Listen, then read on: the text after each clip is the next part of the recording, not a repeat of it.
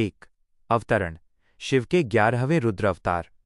बजरंगबली का जन्म केवल एक वानर बालक का जन्म नहीं था, बल्कि रावण के अत्याचार को समाप्त करने के लिए भगवान शिव का संकल्प था। माता अंजनी और पिता केसरी। माता अंजनी को मिले श्राप और उनकी कठोर तपस्या के फलस्वरूप वायुदेव के आशीर्वाद से हनुमान जी का प्राकट्य हुआ। पवनपुत्र। चूंकि वायुदेव ने भगवान शिव के अंश को माता अंजनी के गर्भ तक पहुंचाया था, इसलिए वे पवनपुत्र कहलाए। 2 बाल्यकाल और सूर्य को निगलना। बचपन में हनुमान जी अत्यंत नटखट और शक्तिशाली थे। मार्तंड को फल समझना। एक सुबह उगते हुए सूर्य को लाल फल समझकर हनुमान जी उसे खाने के लिए आकाश में उड़ गए। इंद्र का वज्र प्रहार। जब वे सूर्य को निगलने वाले थे, तब देवराज इंद्र ने उन पर वज्र से प्रहार किया, जिससे उनकी ठुड्डी हनु टूट गई। यहीं से उनका नाम हनुमान पड़ा। देवताओं के वरदान। वायुदेव के क्रोधित होने पर सभी देवताओं ने बालक हनुमान को अपनी शक्तियां दी। अमरता, अजेयता और अष्ट सिद्धि नवनिधि का वरदान। 3 सूर्यदेव से शिक्षा और सुग्रीव की मित्रता। हनुमान जी ने सूर्यदेव को अपना गुरु बनाया। उन्होंने सूर्य की गति के साथ चलते हुए समस्त वेदों और शास्त्रों का ज्ञान प्राप्त किया। बाद में वे किष्किंधा के राजकुमार सुग्रीव के मंत्री और रक्षक बने। 4 राम हनुमान मिलन, अटूट भक्ति की शुरुआत। ऋष्यमुख पर्वत पर जब श्री राम और लक्ष्मण सीता माता की खोज में पहुंचे, तब हनुमान जी ने एक ब्राह्मण का रूप धरकर उनसे भेंट की। श्री राम की छवि देखते ही हनुमान जी पहचान गए कि ये उनके आराध्य हैं। यहीं से उस सेवा भाव की शुरुआत हुई जिसने इतिहास रच दिया। 5 लंका दहन और सीता की खोज। यह अध्याय हनुमान जी के पराक्रम का चरमोत्कर्ष है। समुद्र लांघना।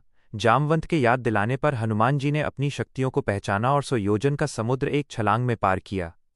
अक्षय कुमार का वध। लंका पहुंचकर उन्होंने रावण के पुत्र का वध किया और रावण को अपनी शक्ति का परिचय दिया।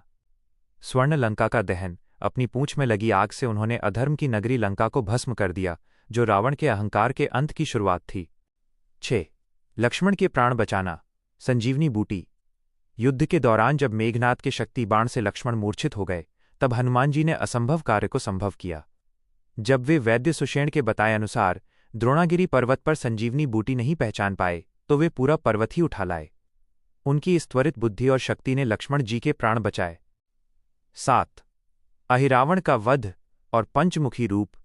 जब रावण ने अपने भाई अहिरावण के जरिए राम लक्ष्मण का पाताल लोक में अपहरण करवाया, तब हनुमान जी ने वहां जाकर पंचमुखी रूप धारण किया। उन्होंने एक साथ 5 दिशाओं में जल रहे दीपकों को बुझाकर अहिरावण का संहार किया। 8 राम राज्य और अमरत्व का वरदान। रावण वध के बाद जब श्रीराम का राज्याभिषेक हुआ, तो हनुमान जी ने किसी भी पद या उपहार के बदले केवल श्रीराम के चरणों की सेवा मांगी। श्रीराम ने उन्हें चिरंजीवी अमर होने का वरदान दिया। अश्वत्थामा बलिव्यासो हनुमांश्च विभीषण। कृप परशुरामश्च सप्तैते चिरजीविन। बजरंगबली के विशेष गुण। गुण। विवरण। अष्टसिद्धि। वे सूक्ष्म, विशाल और अत्यंत भारी रूप धारण कर सकते हैं। बुद्धिमत्ता। उन्हें बुद्धिमता वरिष्ठम कहा गया है, यानी बुद्धिमानों में श्रेष्ठ। संकटमोचन। अपने भक्तों के हर कष्ट को हरने वाले। निस्वार्थ प्रेम।